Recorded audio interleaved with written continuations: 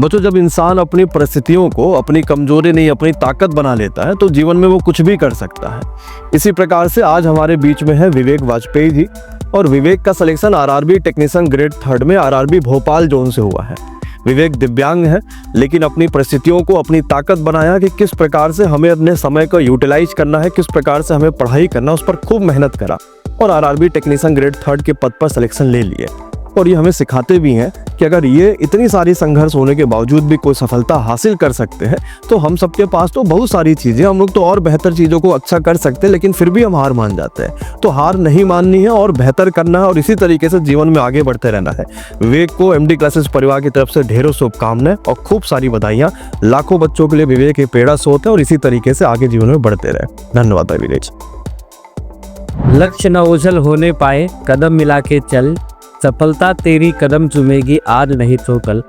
मेरे प्यारे साथियों, इंसान के अंदर जब कुछ पाने की ललक हो और पूरे शिद्दत से मेहनत करे तो हर असंभव संभव हो जाता है और इंसान अपनी मंजिल पर पहुंच ही जाता है। बिल्कुल मेरे प्यारे साथियों, आप सभी से यही उम्मीद है कि आप भी एक दिन अपने पूरे मेहनत से, पूरे शिद्दत से आप भी कुछ ऐसा ही करिश्मा करेंगे और हम अगली बार आपका स्वागत कर रहे होंगे किसी अलग आरआरबी जोन में, सिलेक्शन की बधाई दे रहे होंगे। आप सभी का इंतजार है। तो विवेक, ये कैसे संभव हो पाता था कि आप इस परिस्थिति में अपना चाहे हाई स्कूल वाला चाहे इंटर वाला वो कैसे जाते थे? जो कक्षा 10 तक था, फिर हम ऐसे ही 3 किलोमीटर ऐसे घसील के जाते थे। अगर कोई मिल गया बैठाने वाला तो बैठा लेता था, नहीं तो हम घसील के पढ़ने जाते थे। अच्छा, स्कूल 10th तक जो है आप ऐसे ही गए? हाँ, ऐसे ही गए। आपका स्कूल तो बता रहे जो 12th वाला था वो तो 15 किलोमीटर दूर था। हाँ, वो वही तो 15 किलोमीटर डेली चला के जाना, डेली चला के वापस आना। हाँ। और फिर उसके बाद अपनी फीस का अरेंजमेंट हमें ही को करना है, क्योंकि जो भाई बहन थे वो छोटे थे, उनकी शिक्षा का भी प्रबंध हमको ही करना है। तो आपके पास क्या था? हमने ऑर्डिनेंस फैक्ट्री कानपुर से अप्रेंटिस 3 साल की होती है, वो हमने की थी। अच्छा, तो आपका ट्रेड कौन सा था? फिटर था। अब आप सोचिए, पूरे भारत में एक ही वैकेंसी, और ऐसा नहीं कि कोई और अप्लाई ही नहीं करा होगा, लोगों ने अप्लाई करा होगा, लेकिन सिलेक्शन मात्र किसी एक का हो, क्योंकि एक ही वैकेंसी, और उसमें विवेक ने बाजी मारी और विवेक का फाइनल सिलेक्शन हो गया। फिर उसके बाद तैयारी के लिए कैसे रणनीति अपनाई, कहाँ से तैयारी करी, किस तरह तो करा? एमडी क्लासेस का योगदान रहा और हम सुबह ही उठ के अपना नहा धो के अपने पढ़ने बैठ जाते थे। नमस्कार साथियों, स्वागत है आप सभी का एमडी क्लासेस के यूट्यूब चैनल पे। कैसे हैं आप सभी बच्चों? आज आप कुछ अलग तरीके से इंटरव्यू देखने को मिल रहा होगा आपको, और ये खास इसलिए भी है क्योंकि आज हमारे साथ एक खास लोग जुड़े हुए हैं जिनका नाम है विवेक वाजपेयी। विवेक वाजपेयी का जो सिलेक्शन है वो आरआरबी टेक्नीशियन ग्रेड 3 में आरआरबी भोपाल जोन से हुआ है, और इस भोपाल जोन से सिलेक्शन के पीछे की जो संघर्ष है उसके लिए कैसे किस प्रकार से मेहनत किया विवेक ने, इन सभी चीजों पे जानेंगे। बच्चा, विवेक जो है वो दिव्यांग है, और आपको पता है कि जब कोई भी व्यक्ति के पास इस तरीके की समस्याएं देखने को मिलती हैं तो कहीं ना कहीं हमारे दिमाग में बहुत सारी बातें चल रही होती हैं कि यार हम आगे सरकारी नौकरी की तैयारी करें या प्राइवेट में करें या जो भी ऑप्शंस आते हैं। लेकिन अगर हम अपनी परिस्थिति को अपनी मजबूती बना ले, उसको अपनी कमजोरी ना समझे, तो हम शायद इस तरीके के बहुत सारे मुकाम हासिल कर सकते हैं। विवेक कई सारे बच्चों के लिए प्रेरणा स्रोत है। इस बात करेंगे हम लोग विवेक से वो सारी बातें जो आप सुनना चाहते हैं। अगर आप सिलेक्शन ले रहे हैं तो आपको क्या रणनीति अपनानी चाहिए, हर एक चीजों पर बात करेंगे। तो विवेक भाई, बहुत बहुत स्वागत है आपका एमडी क्लासेस पर। विवेक से सबसे पहले तो ये जानेंगे कि कहाँ के रहने वाले हैं और इनकी जो स्कूली शिक्षा हुई है वो कहाँ से हुई है, कहाँ तक विवेक ने पढ़ाई करी? सर, मैं उन्नाव के रावल में रहता हूँ, और मेरी शुरुआती स्कूली शिक्षा जो है वो पास के गांव बदरक्का है, जो हमारे घर से 3 किलोमीटर की दूरी पर। स्कूल आपका जो घर से 3 किलोमीटर की दूरी पर पड़ता, आपने वहां से अपना हाई स्कूल तक का पढ़ाई करी? हाई स्कूल, इंटर, बाकी जो है हाई स्कूल तक पढ़ाई की है, और इंटर और बाकी चीजें? हाँ, मतलब फिर इंटर जो है उन्नाव में मैचलेस विद्या मंदिर इंटर कॉलेज है, वो यहाँ हमारे यहाँ से 15 किलोमीटर की दूरी पे है। अच्छा, स्कूल आपका वहां से 15 किलोमीटर आता था।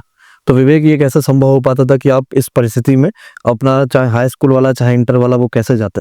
वो जो कक्षा 10 तक था, फिर हम ऐसे ही 3 किलोमीटर ऐसे घसील के जाते थे। अगर कोई मिल गया बैठाने वाला तो बैठा लेता था, नहीं तो हम घसील के पढ़ने जाते थे। अच्छा, स्कूल 10th तक जो है आप ऐसे ही गया? तो उस समय कोई ऐसा नहीं था जो व्हील चेयर जो वगैरह चलती है? ये चूंकि ऐसा कोई वो नहीं था, कुछ सरकार के उस समय कोई ऐसी योजना है? हाँ ऐसी योजना नहीं थी। और फिर मम्मी एक बार उन्नाव गई थी किसी कार्यवश, तो वहाँ मम्मी को एक लोगों ने बताया, उन्हीं ने ही हेल्प करके साइकिल दिलाई थी, ट्राईसाइकिल। वो हाई स्कूल के बाद हुआ? हाँ ट्राईसाइकिल दिलाई थी। फिर उससे फिर हम उन्नाव में हमने नाम लिखाया मैचलेस विद्या मंदिर में। फिर वो साइकिल चला के हम ट्राईसाइकिल। तो आपका स्कूल तो बता रहे जो 12th वाला था वो तो 15 किलोमीटर दूर था। हाँ वो वही तो 15 किलोमीटर डेली चला के जाना, डेली चला के वापस आना, इतना जो है वो उसमें करना पड़ा। तब तो ये पूरा थकान इसी में लग जाता होगा। वो तो भी कैसे अपने आप को मजबूत करा कि यार 15 किलोमीटर चलेंगे, 15 किलोमीटर आएंगे? हाँ जाते थे। और फिर उसके बाद अपनी फीस का अरेंजमेंट हमें ही को करना है। अच्छा। हाँ फीस का अरेंजमेंट हमको ही करना है, क्योंकि जो भाई बहन थे वो छोटे थे, उनकी शिक्षा का भी प्रबंध हमको ही करना है। अच्छा, विवेक, आपको बता दें कि विवेक के जो पिताजी हैं वो बचपन में ही गुजर गए थे। और शुरुआती समय में, क्योंकि अब घर की अचानक से परिस्थिति बदल जाती है, तो शुरुआती समय में माताजी ने घर का जो भी है भार उठाया और उसके बाद किसी तरीके से घर को चलाने की कोशिश करी। फिर आप जब बड़े हुए तो आपने कब से? 9 से ही आपने ट्यूशन पढ़ाना चालू किया। उससे जो हमको मिलता था अपनी फीस का प्रबंध करना और कुछ घर का भी देना और भाई बहन की पढ़ाई को भी देखना है। तो 9th में ट्यूशन 6, 7, 8 3 वाले बच्चों को पढ़ाते रहते होगे। तो 9 से ही आपने घर का खर्चा उठाना शुरू कर दिया था, अपने भाई बहनों को पढ़ाना और घर का खर्चा जो देखना, क्योंकि बड़े खर्चे होते हैं वो सब, है ना। भले हमें लगता है कि हम चला ले जाएंगे, लेकिन वो मुश्किल हो जाता है वो। तो वो सब आपने शुरुआत से ही करना शुरू कर दिया? बस सही कर। तो सरकारी नौकरी का जो बात दिमाग में कहाँ से है? क्योंकि ये आई सर कि हमें प्राइवेट में मिलना बहुत मुश्किल है, कोई देना नहीं चाहेगा, ये रियल बात है। तो इसीलिए हम गवर्नमेंट के लिए अग्रसर ज़्यादा हुए और फिर तैयारी करते रहे। इसी घर की वजह से ही लेट भी हुए सिलेक्शन में थोड़ा। नहीं हमारा जो अभी 2021 में हुई था सीजीएल हुआ था, उसमें हम टाइपिंग नहीं सीखे थे, नहीं हमारा उसी में हो जाता सीजीएल 2021 से आपको? हाँ उसमें ही हो जाता। और 2018 वाले में हमारा ग्रुप डी में हुआ था रेलवे वाले में, मगर उसमें हैंडीकैप की वजह से बाहर कर दिया गया था हमको। और वही है ना कि ऊपर वाला, ये हमेशा मैं ये बात आपसे कहता हूँ कि ऊपर वाला जो करता है आपके लिए अच्छे के लिए ही करता है। अगर आपका तब ग्रुप डी में मान लीजिए कि होता उस समय ऑप्शन आप कर लेते, तो शायद उस लेवल से फिर ऊपर आ पाना मुश्किल हो जाता, कि वो लेवल 1 की नौकरी ही फिर उसी में हम रह जाते, फिर प्रमोशंस कैसे होता, वो सब बड़ी समस्या आ जाती। तो टेक्नीशियन ग्रेड 3 के लिए ITI चाहिए होता या डिप्लोमा चाहिए होता? नहीं, तो आपके पास क्या था? हमने ऑर्डिनेंस फैक्ट्री कानपुर से अप्रेंटिस 3 साल की होती है, वो हमने की थी। अच्छा, अप्रेंटिस आपने किया था, ठीक है। तो अप्रेंटिस के थ्रू आपने, वो आपका ट्रेड कौन सा था? फिटर था। तो फिटर ट्रेड में RRB भोपरा आपने अप्लाई किया, वहां पर वैकेंसी आपके पास कितनी थी? एक थी। आपकी कैटेगरी में एक ही वैकेंसी, और कहीं ना कहीं बच्चा इसमें होगा ही कंपटीशन वाला। हाँ तो पूरे भारत में एक ही वैकेंसी थी। अब आप सोचिए, पूरे भारत में एक ही वैकेंसी, और ऐसा नहीं है कि कोई और अप्लाई ही नहीं करा होगा, लोगों ने अप्लाई करा होगा, लेकिन सिलेक्शन मात्र किसी एक का हो, क्योंकि एक ही वैकेंसी और उसमें विवेक ने बाजी मारी, विवेक का फाइनल सिलेक्शन हो गया। तो विवेक, अब तैयारी को लेकर बात करेंगे। से लेकर कैसे आपने तैयारी, जैसे आपने बताया कि भाई सीजल का भी आप कर रहे थे, तो जब रेलवे में टेक्नीशियन का फॉर्म आया तो टेक्नीशियन का आपने फॉर्म भरा, फिर उसके बाद तैयारी के लिए कैसे रणनीति अपनाई, कहाँ से तैयारी करी, किस तरह तो करा? क्लासेस का योगदान रहा, और हम सुबह ही उठ के अपना नहा धो के अपने पढ़ने बैठ जाते थे। फिर उसके बाद पढ़ के फिर अपना वही 12-1 बजे तक पढ़ते थे, फिर आराम थोड़ा भी किया। फिर उसके बाद कोचिंग पढ़ाने लगे, क्योंकि घर का भी देखना है, अपना भी देखना है कि किसी से मांगना न पड़े कुछ थोड़ा बहुत, तो वो हमने किया। और इस बीच में MD क्लासेस से आप लोग को पेड में लिया? हाँ, टेक्नीशियन ग्रेड 3 का। अच्छा, ग्रेड 3 का। और इस समय प्रेजेंट टाइम पे कंप्यूटर का RMM का। अच्छा, आप इस समय कंप्यूटर किस लिए क्लास? EMRS के लिए। EMRS की जो वैकेंसी है एकलव्य मॉडल वाली, उसके लिए आप कंप्यूटर कर रहे हैं? ठीक है, हॉस्टल वार्डन के लिए। तो आपने यहाँ से पढ़ाई करी, तो आपको कौन कौन सी ऐसी क्लासेस रही जो ज्यादा ठीक लगी, कि बेहतर मजा आया? की है, और एक साइंस की पार्टी सर की। अच्छा, आपसे इस की साइंस की और गणित के अच्छी, और अभी कंप्यूटर की क्लास आपको मजा आ रही है।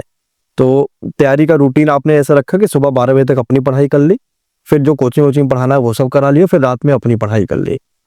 तो विवेक, अच्छा जैसे कई सारे बच्चे जानना चाहते हैं, जैसे मान लीजिए कि आप तो फिर भी ये बड़ी समस्या से जूझ रहे थे कि भाई हम उतना भाग दौड़ नहीं कर सकते जितना बाकी कोई कर सकता है, तो क्या क्या ऐसी परेशानियां रही जो आपको लगता है कि यार आजकल के बच्चे उस सब चीज़ों से हार जाते हैं?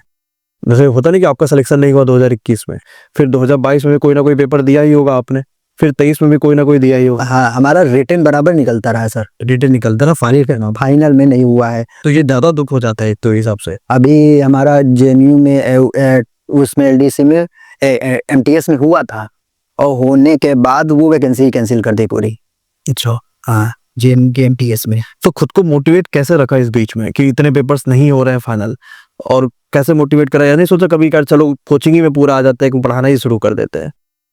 मेन चीज है ना सर कि अब हमको एक उसकी ज्यादा जरूरत है, सरकारी लोग। हाँ, बस इसलिए कि अब परिस्थिति बदलना ही चाहे जो हो जाए, क्योंकि प्राइवेट में भी अब उतने ऑप्शंस नहीं थे जितने होने चाहिए, और ऐसा भी नहीं सोच सकते कोचिंग पढ़ा के किस लेवल तक आ जाएंगे वो भी भरोसा नहीं है, तो वो एक ऑप्शन था ही करना। विवेक, आपका सिलेक्शन टेक्नीशियन ग्रेड 3 में हो गया, अब उसके बाद भी कई सारे फॉर्म है, जैसे एनटीपीसी में भी इस कैटेगरी में बच्चों के पास ऑप्शंस होते हैं, तो आपने और भी कौन कौन सा फॉर्म जो है वो भरा, या कौन सी वैकेंसी और निकल गई आपकी? ये हमारा एनटीपीसी का CBT2 हम दे के आए हैं, और वो हमने भरा है आरआरली भुवनेश्वर से। वो रेसस वगैरह भी 13 अक्टूबर को उसकी परीक्षा आती है, वो आप दे के आ क्या है, और जो जूनियर असिस्टेंट का पेपर हुआ है उसमें हम, हाँ, वो उसमें हमको टाइपिंग देनी है। हमारा पिछले लेखपाल में हुआ था, उसका कोर्ट में केस चल रहा है, उसमें भी हमारा फाइनल हो गया था, बस उसकी नियुक्ति पत्र वो नहीं दे रहे हैं, विकलांग की वजह से बाहर कर दिया है। अच्छा, लेखपाल वाला? हाँ हाँ, लेखपाल। अच्छा, लेखपाल वालों के लिए तभी बच्चे जो है कुछ यहाँ पर धरना भी कर रहे थे, वो इसीलिए वो इको गार्डन में वो, लेकिन वो तो धरना शायद खत्म हो गया, अब तो वो लोग बंद कर दिया उन लोगों ने। विवेक, एक चीज और भी जानना चाहेंगे, जब ऐसी कोई समस्या आती है तो शुरुआत से ही एक समाज का तो आदमी झेलता ही झेलता है, मतलब अपनी मानसिक स्थिति भी आदमी की वो रहती है कि यार ये समस्या मेरे साथ ही क्यों हो गई, और समाज से भी वो बात झेलता है, तो कैसे इस चीज को मजबूत करा और कैसे सपोर्ट में आपके लोग आए, किस तरीके से चीजें रही? वैसे हमारा सबसे सपोर्ट छोटे भाई का रहा है, पूरा सपोर्ट रहा है, और उसकी वाइफ का भी रहा है, और चूंकि खाना देना सब कुछ करना, ये पूरा सपोर्ट उनका भी रहा है। तो समाज को कैसे आपने झेला? क्योंकि जब आप मान लीजिए आपका जन्म हुआ तो कहीं ना कहीं लोगों जो है वो शुरुआत हो जाते हैं ना कि भाई ऐसा बच्चा हो गया, ये सारी चीजें कैसे झेला फिर इस चीजों को? वो तो सर बचपन में ही हम 6 महीने के थे, 6 महीने में ये हुआ था कि हमारे तेज बुखार आया था, बहुत तेज बुखार आया था, तो उसमें क्या किया, डॉक्टर ने एक तेज बुखार में इंजेक्शन लगा दिया। अच्छा, इंजेक्शन लगा दिया तो हम पे ये दोनों पैर खराब हो गए थे। अच्छा, पहले शुरुआत में ठीक था, क्या थे, वो बुखार में इंजेक्शन लगाने की वजह से ये समस्या है? ये हो गया।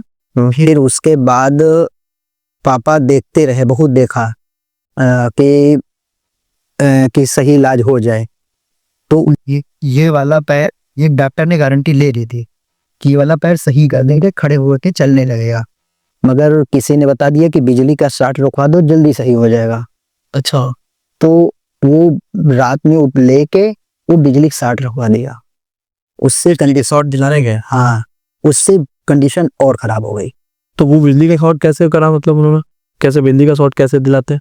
वो जो हम छोटे थे वो बताते हैं कि नहीं, वो बिजली शॉर्ट होगी, नसें जो होती है बताते हैं कि इसमें तंत्रिका तंत्र नष्ट हो जाता है पोलियो में, तो वो एक्टिव हो जाए, इसलिए फिर डॉक्टर ने उसने भी मना कर दिया था कि अब नहीं सही हो पाएगा। तो इसके बाद से फिर जो है ये धीरे धीरे जो है, फिर उसके बाद तो इसको अभी जो है अब व्हील चेयर पे उस पर चल रहे होंगे, जो उसको 3 सीटर बोल, हाँ क्या नाम उसको बोलते हैं हम लोग?